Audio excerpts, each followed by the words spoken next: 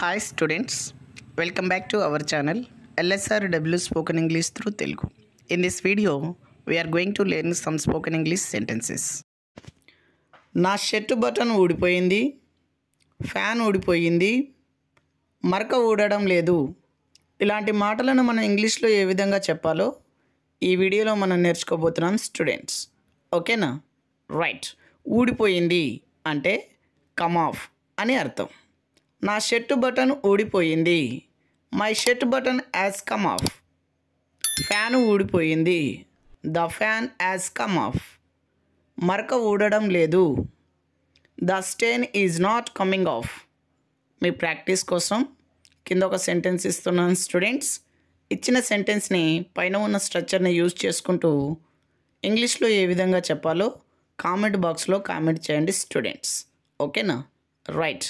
Bike అద్దం ఊడిపోయింది. Please subscribe my channel to get more video.